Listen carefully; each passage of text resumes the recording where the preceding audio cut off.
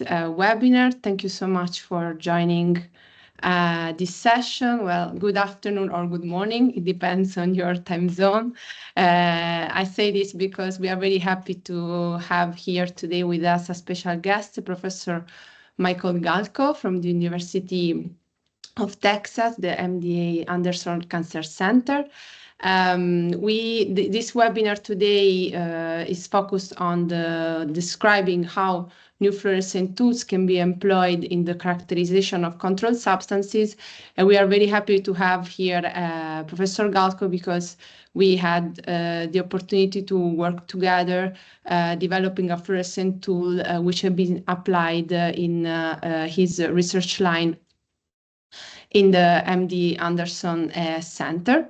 So just to give you a brief overview, so Professor Galko did his PhD in the University of California, San Francisco, where he studied the mechanism related to axon guidance. Then he made his postdoc in the Stanford University School of Medicine, where he developed a novel system to study the epidermal wound healing using fruit fly larvae, so the Drosophila melanogaster. And then he started with its own laboratory in the MD Anderson Cancer Center in 2005. He has mainly, well, he will have time to show you better than me the main research topics of this lab, but just to mention them, they are focused mainly on two research lines. On one side, the research is focused on understanding the cellular mechanism of wound-induced epithelial repair and accompanying inflammatory processes. And the second line is related to the identification of cellular and molecular mechanisms by which animals become hypersensitive to sensory stimuli following injury. So basically, they identify conserved genes that can control diverse organismal responses to injury. So the research lines of Professor Galko Lab have been funded from several entities, such as the American Heart Association and also the National Institute of Health. And now his research is supported by a 5-year People Not Project grant from the NIGMS. So again, thank you so much for being here. I will start just giving a brief overview of what controlled substances are. So basically they are defined as substances or drugs that are tightly controlled by the government because it may be abused or cause addiction. So basically we can find different classes here. We can see, for instance, opioids, stimulants, depressants, hallucinogens, and anabolic steroids. So here is a historic timeline of the regulation related to controlled substances. So in 1961, there was a first convention on narcotic drugs, followed by, in 1971, a second convention on psychotropic substances. So in these two conventions, these substances were classified in different schedules. These categories were then updated in 1972.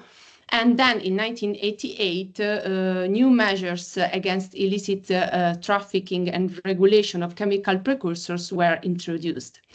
Later, in 2008, a global monitoring of synthetic drugs and chemical precursors was introduced. So the main aim of the conventions of 1961 and 1971 was to limit the use of these substances for the so-called research use only, so basically for scientific and medical purposes. But all the information collected in this convention was very useful to put the basis for the normal modern organisms who are responsible for controlling the commercialization and use of these substances, such as the DEA and the EUDA. So we mentioned among the controlled substances opioids, and this is the main focus of our webinar today. So basically, opioids are substances that bind to opioid receptors in the human body. You can see here on the right side the 4 types of opioid receptors, which are all GPCRs. So basically, they signal into the cell through G protein or by the recruitment of beta-arrestin. And they are responsible for different effects, such as analgesia, that is the main therapeutical use of these compounds. But as we all know, there are several side effects, such as addiction, anxiety, euphoria, or respiratory depression. The opioids are classified in endogenous peptides, natural opioids, and synthetic opioids. So the pain management is the unmet medical need that we can solve using opioids. But as mentioned, they have this addictive nature that represent a danger. So we all know the issues related to the use of these substances for the treatment of moderate or severe pain. So we need to have opioids that are able to deal with pain, but at the same time, we can reduce the undesired effects like respiratory depression or addiction. So the direct derivatization of opioids with fluorophores helps to obtain spatial information of the opioids and the receptor through the visualization of engagement in vitro and in vivo studies. So now I would like to leave the floor to Professor Galko to describe their main research lines, and which has been the beginning of this project that we developed together. So please, Michael. Okay, can everyone hear me? Can you hear me, Marie? Yeah, perfectly. So, thank you for the very nice introduction there, and I should say we're very happy in my group to have found Celtarys and be doing this kind of collaboration. So my lab has, so this first slide here just shows a figure that we lifted from a review that shows basically normal pain stimulus intensity. That's the yellow line. So as the stimulus goes up from innocuous, say like light touch, to something harsh, like harsh touch or a needle or something like that, the perception of that pain goes up. And my lab, as Maria alluded to, has spent about 15 years studying the kind of leftward shift of this curve where injury induces local hypersensitivity. And we've been doing that with a fruit fly larval model. For a variety of reasons, a few years ago, we became very interested in the rightward shift of this curve, which would be commonly referred to as analgesia, so dampening pain responses. We had some hints that some of the genes that we were finding in our genetic screens in flies, when we looked at them in collaboration in vertebrate models, they had some crosstalk with opiate signaling and the perception of opioids by those animals. So we obtained, as Maria alluded to with the introduction of the regulation of these compounds, we obtained a research license from the U.S. Drug Enforcement Agency, the DEA, to be able to do experiments in fruit fly larvae with these compounds. So if you can go to the next slide, Maria. So you may be wondering, if you're naive to this, how one studies nociception or pain in fly larvae. So the left-hand movie that you're looking at here is a fruit fly Drosophila larva that has been taken out of its food, and it's just crawling in a little arena. And they have this kind of exploratory movement. On the right side here, what is being shown is the aversive kind of pain response to a noxious stimulus. So this tip that you're seeing there is a heat probe that's set to high 40 degrees Celsius. And you can see when it contacts the larvae, they do this sort of aversive rolling behavior that is very distinct from their normal locomotion. So that is basically what we measure in this project. And the reason that they can do that response is just like us. They have these sensory neurons that tile over their barrier epidermis that are dedicated to sensing high threshold stimuli. So if you can go to the next slide, Maria. So this project has been the work of several people in my lab. Roger Lopez Belito, a former postdoc from Peru, and Samantha Mota, a graduate student in the lab, and my lab manager and research associate, Yan Wang. So what Roger and Sam did originally was they defined concentrations of morphine and or fentanyl that could be fed to Drosophila larvae. So just put in their food, the larvae eat it, and they live. So we just defined non-toxic concentrations of these compounds for short exposure to fly larvae, and then measured their nociceptive responses when they eat those compounds. And what this graph on the left shows is that at a high temperature stimulus, so this is the red line that rises up very quickly, most of the larvae respond very quickly to that probe with this aversive rolling, and that's basically what we're measuring. So at a 48 degrees Celsius stimulus, nearly 100% of the larvae respond, and most of them respond quite quickly in under 10 seconds. When we feed larvae, in this particular figure, when we feed them fentanyl, either at 10 or 20 mg per mil, that's mg per mil in the food, that response to this highly noxious stimulus is nearly completely abolished. So that is a reasonable experimental definition of analgesia, and that's also captured on the right-hand graph that just measures the total response, which larvae roll and which do not. So this told us that actually analgesic signaling responses must at some level be evolutionarily conserved between fruit flies and vertebrate models. And we sort of went on, as Drosophila geneticists do, we went on a hunt for the genes that might mediate this analgesic behavior in fruit fly larvae. So if you can go to the next slide, Maria.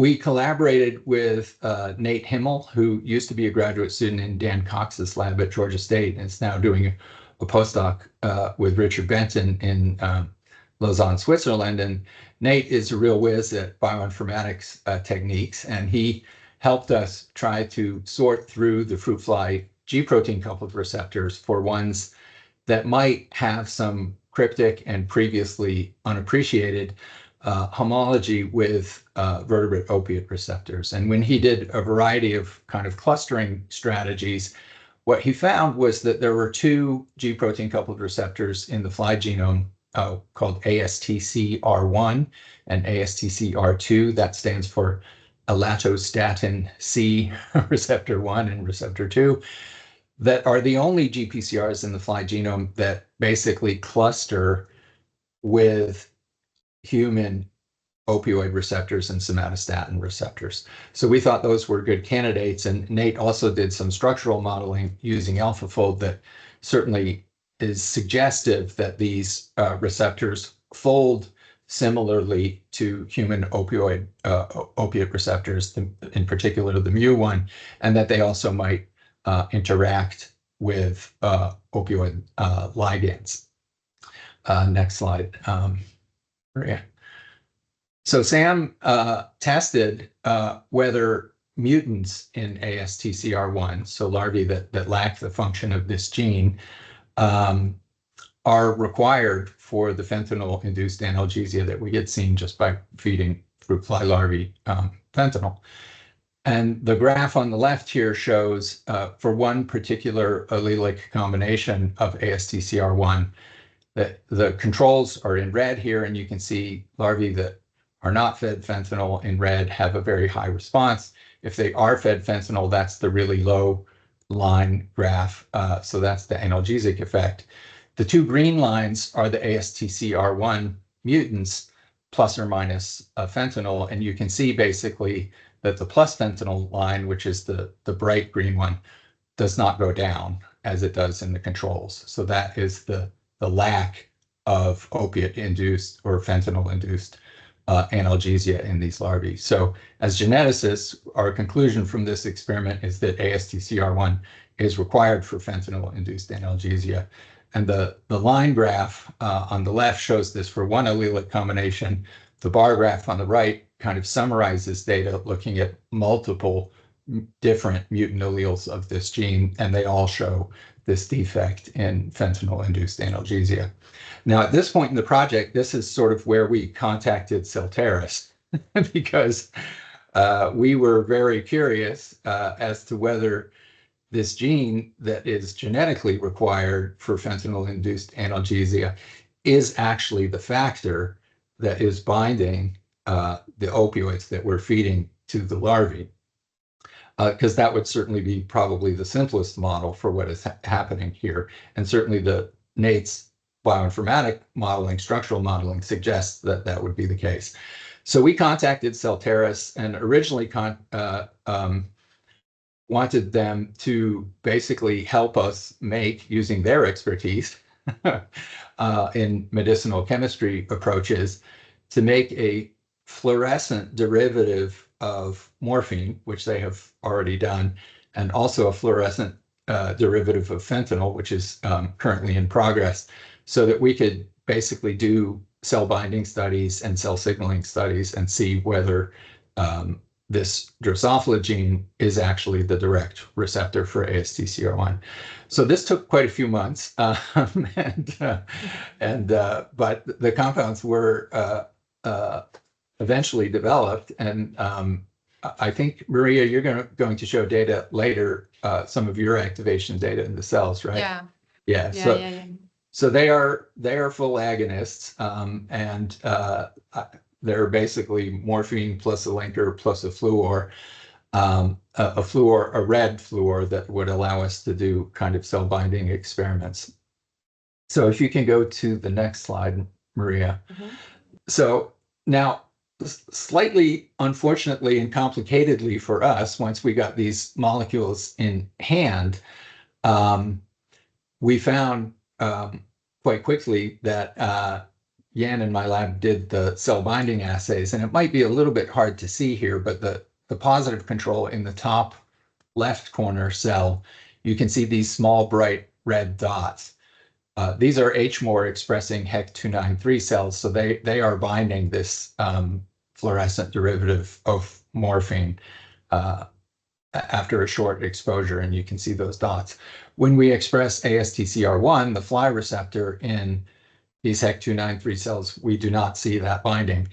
That doesn't change the genetic results. This gene is required for fentanyl-induced analgesia in flies, but it does mean that probably the structural modeling that Nate has done, this might be a cautionary tale about AlphaFold, is slightly misleading.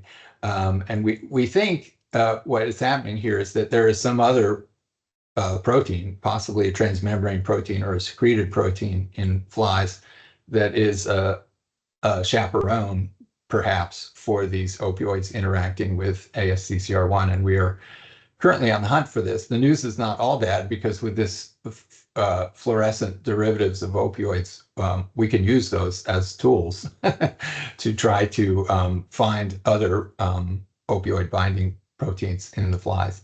One thing I should say, we have done experiments, and the Celtarys group has done this as well, that show very nicely that the endogenous peptide, well, we've only worked with the endogenous fly peptide, ASTC, gives a very strong inhibitory cyclic AMP signal when bound to ASTCR1. And we see the same thing with canonical opioid ligands on HMOR expressing cells. So morphine, fentanyl, DAMGO, and the fluorescent compounds that Celtarys developed. So there's still a little bit of a mystery in the project, but we think that these compounds are certainly very useful for figuring out what is happening in the Drosophila system. Can you go to the next slide, Maria? I think Oh, that's, yeah, this is so the it's last back to you. one. It's back to you. Okay, Okay, so thank you so much. Sorry. sure. Okay, so thank you so much, Michael, for giving this overview of the project. So the main starting point of the project and the results obtained so far. So as you mentioned, there is still some mystery there, but this is the basis of research. So basically, we will deal with this. And now I would like just to give from Celtarys' point of view the overview of the process of development of this fluorescent morphine. So basically, we started from studying the binding mode of morphine in the binding site of MOR receptor, because as mentioned by Professor Galco, the idea was that this receptor, flight receptor, had showed similarity to the mu opioid receptor. So we considered that the interactions should be conserved. And so we started studying the binding mode. There is a published crystal structure of morphine in the MOR binding site. And as you can see here, we have an overlapping of the interaction with morphine and fentanyl in the same binding site. So basically, fentanyl interacts with a minor pocket that is not involved in the interaction with morphine. And observing this structure, you can see that this region of the molecule, which corresponds basically to the enol region of morphine, should be the best candidate in the sense of best position for further modification. So to introduce the linker and the fluorophore to make it possible to place the fluorophore in the outer region and not affect the interaction with the binding site. So here, well, the mu opioid receptor is a GPCR. So as mentioned, it's signalized through G protein, but it can also induce beta-arrestin recruitment. So here you can see the different functional activity depending on the signaling pathway. So basically, the CAMP allows to monitor the activation or the modulation of the G protein signaling, while the beta-arrestin recruitment allows to have an idea regarding the signaling through beta-arrestin. So nowadays we listen to a lot talking about biased ligands. So basically ligands that one signaling pathway instead of the other. So for instance, acting more on the G protein signaling or on beta-arrestin recruitment. And so we see, for instance, that DAMGO is an unbiased ligand because it activates both proteins, while, for instance, fentanyl and morphine show a quiet partial agonistic activity in the signaling of beta-arrestin. So they seem to be biased ligands or partially biased ligands for the G protein signaling. And why this is very important, because for a lot of time, the side effects of agonists of the MOR receptor have been correlated with beta-arrestin signaling. But recently, it was reported that probably these side effects are due to the activation of the GIRK through the G protein signaling, so that the beta-arrestin signaling is not involved in these side effects. So a lot of research is needed to understand how we can really improve the therapeutical index of these drugs. So we checked the literature also to see if there were some examples of fluorescent morphine published. And we found this article. Well, they published these two different derivatives of fluorescent morphine, compound 18 and 21. So the PEC50 are reported here. So compound 18 seems to improve slightly the activity compared with morphine, but both are both compounds are not able to keep the same efficacy of morphine. So we can also easily see it in this graph if we observe this graph, that compound 21 is not able to reach the maximal effect compared with morphine. So these compounds were used to study the expression of a more receptor in transfected EC293 cell lines. They were used at 3 and 1 micromolar concentration, but it was also observed some anaspecific interaction. When the naloxone is added as competitor, we still see residual fluorescence. So we started the project, custom development project. Generally, because of the complexity of these projects, we used to divide this in 3 phases. So phase 1, in which we focus on the pharmacophore, we need to understand where we have to modify the ligand in order to avoid reduction of activity of the parent compound. Then in phase 2, we apply our proprietary technology to generate conjugates in which the ligand is conjugated to different linkers. And then with the best conjugates, we conjugate the fluorophore, so generating a library of fluorescent ligands. Basically, with our technology, we can conjugate 2 different functional elements. So, for instance, a ligand, as in this case, and a fluorophore, through a linker that is constituted by a spacer and 2 different hinges. So, this peculiar structure of the linker and the way in which we synthesize it, so a semi-combinatorial approach, allow us to tune finely the properties of the fluorescent ligand to obtain the optimal pharmacological profile. Due to the mild chemistry that we use, this ligand can be a small molecule, but also a biomolecule, or the fluorophore can be also substituted by another moiety suitable for the development of the desired assay. So in this case, because we had this crystal structure of morphine with the binding site, and so we had already an idea about the best region to be modified, we decided to join phase 1 and 2, and so we designed and synthesized directly the conjugates with the linkers. So you can see here that we explore 2 different functionalization of morphine. So P1 and P2 are 2 different modifications of the scaffold. And we explored 4 different kinds of linkers, so constituted by different hinges and spacers and different combinations. Then here we reported the EC50 of each compound, the G protein signaling, basically, so monitoring the concentration of CAMP. And then we calculated the relative potency, so the EC50 of morphine compared with the compound, and the relative efficacy, so the ratio between the Emax of the compound and the Emax of morphine. So if we, in the case of having the same potency, the relative potency is 1, while with values higher than 1, we observed a higher activity of the compounds. So we had an relative potency higher than 1 in the case of NOS 20 and 28. So you can see here that we have an improvement, or we obtained the same activity of morphine, while we had the values lower than 1 for 3 compounds, but showing an EC50 still comparable with that of morphine. So we selected 3 of these conjugates, NOS 20, 28, and 29B, because we decided to work just with pharmacophore functionalization P1, because P2 we observed some instability of this pharmacophore after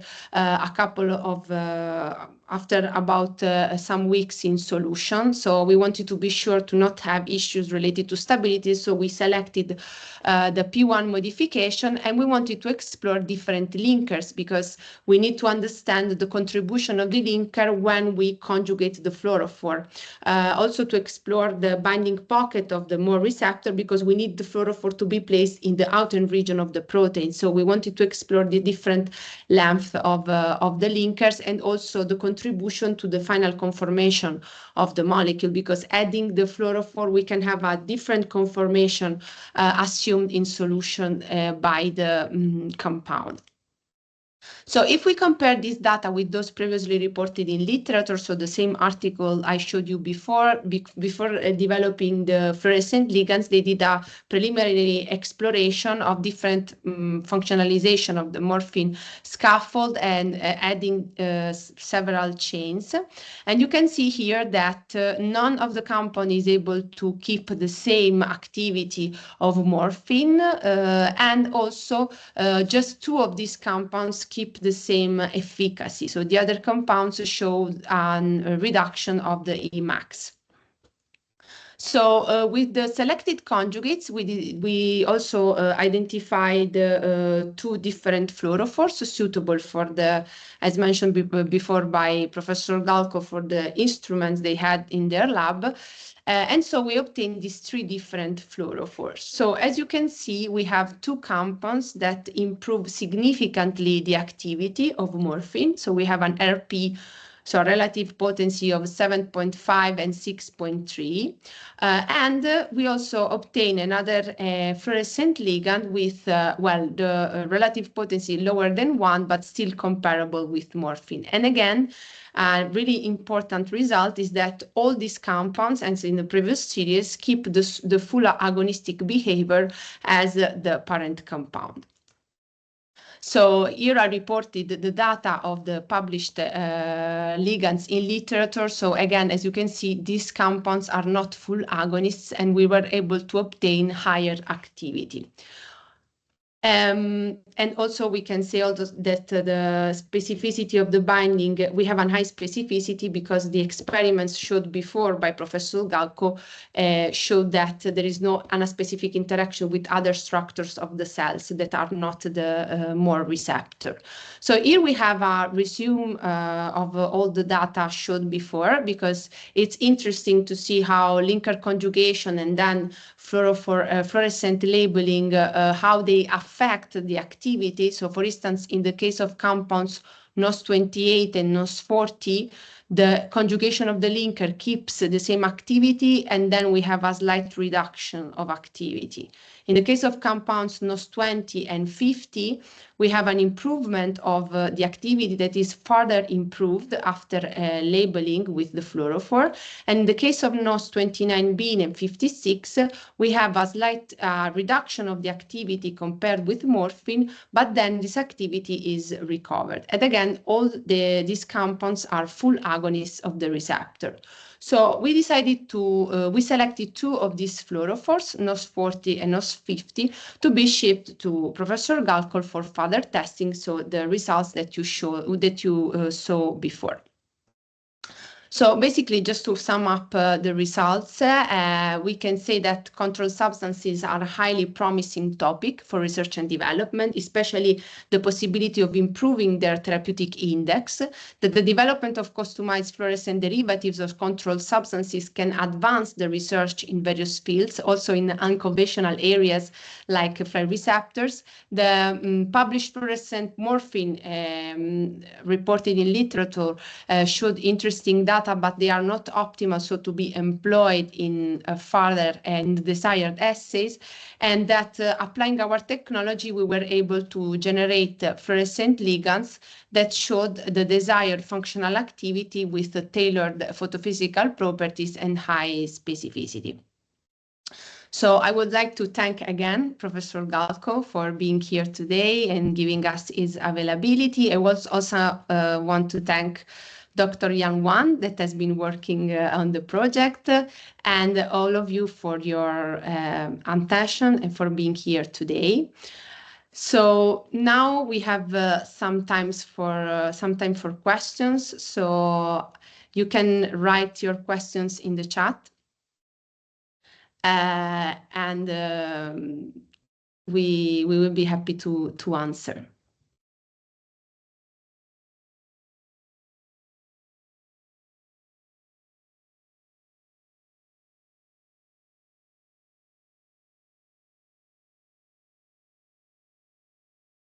Okay, so we have one question. Since the main activation mechanism seems to be similar and some studies have linked the opioid side effects with GIRK channel signaling, Is it possible to study this interaction in Drosophila larvae? I think this is for you, Michael. I think the answer is yes. Flies do have orthologs of these kind of GIRK channels. We're at fairly early stages in this project. You know, we really want to get the main kind of what I would call like an anchor gene that we found, ASCCR1, kind of characterized.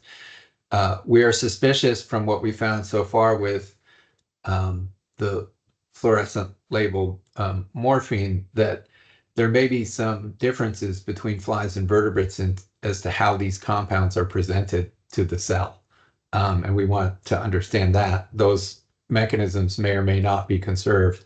But certainly one of the rationales for this project is that once we have the biology in hand and these assays in hand, it's a lot easier to find other genes, to hunt for other genes that might be conserved genes that are involved in analgesic biology in fruit flies than it is in other systems. And so that is where we will be going in the future. And I strongly suspect that some of those genes that we find will be known, like GIRK channels, and some will be unknown and hopefully conserved and represent potential new targets for studying analgesic biology.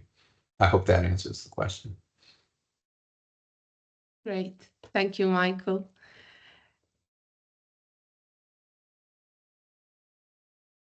I don't know if there are other questions. Sounds very promising. Thank you.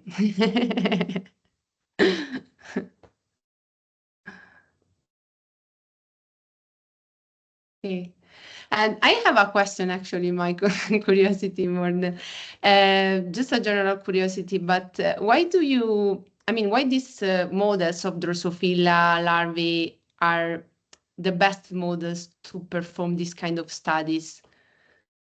I don't know if it's the best, but I think from a genetics perspective, what I, just responded to Lucia there, I think is correct that it's a lot easier to hunt for genes in flies than it is in other organisms. And that's the main reason that we use them. So the example I could give is on our pain hypersensitivity projects. Once we have the assay and the biology set up, which is really the kind of step where we're at in this analgesia project, the next step is to do what a fly geneticist would call genetic screens. So you're basically looking for genes, knocking them out or down one at a time that would adversely affect the biology. So for instance, like the fentanyl-induced analgesia. Those kinds of screens are much more feasible and you can be done in an unbiased way. So you're not really making a lot of assumptions about what kind of genes you're going to find. Then you find them and then you start to put the puzzle pieces together. So mostly what I can say about it is that the strategy works. When we've done it for hypersensitivity, we've certainly found several signaling pathways. The main one I would argue is hedgehog signaling that clearly has a role in pain biology in flies, is highly conserved, also has a role in pain biology, which we found in collaboration in vertebrates. And those are the kinds of things we're hoping to find. The flies are really just a tool to try to bridge what we don't know to a more clinically relevant setting like vertebrate models. Yeah. Okay. And that's certainly our approach to it. We use it as a tool. And so this is also the reason why you don't have so much structural information about the targets, because basically you always discover these new targets and you need AlphaFold basically. Yeah, I mean, I should say that, the lore in Drosophila for 20 something years, when the fly genome was first sequenced in the early 2000s, people lined up all the GPCRs with the bioinformatic tools that they had at the time. And the lore was that flies do not have opiate receptors, right? So from those initial alignments. And, I think that hindered people studying this for a decade or two. People were starting to study nociception and pain in flies, but not analgesia, because I think many people thought they're not going to have analgesia because they don't have those receptors. And I think our approach to this is an example of how useful the flies are, because we found several genes in the hypersensitivity project. When we looked at them in vertebrates, I didn't go through all this data, but there was this very clear crosstalk between these genes and how opiate signaling works in vertebrates. Our response to that was, we're missing something. We should go look for analgesia in the flies. Right? We should ignore that bioinformatics and just see whether they have it. And that is basically what we have done. Okay, great. Okay, so well, now we will see what happens with the fluorescent fentanyl. We are very curious about that. Yeah, we're hopeful for that. I mean, I didn't mention that in the presentation, but the fentanyl is a much more potent analgesic in flies than morphine, and so we're hopeful that it's possible that there will be a direct binding relationship for fentanyl, right? And we'll see that. But even if there isn't, we can use these fluorescent compounds to hunt for other binding partners, and we're planning that now. Okay, so I think there are no more questions from the audience. I don't see any typing. Okay, so well, thank you again, Michael, for your contribution, your participation, and well, we will continue working together, and we will see what happens. The end of the story. It's not the end, and it's been a great collaboration. Yeah. Thank you, and thank you everyone for joining us. And well, we hope to see you again in the next webinar. Have a great day, everyone. Bye, all. Thank you, everyone.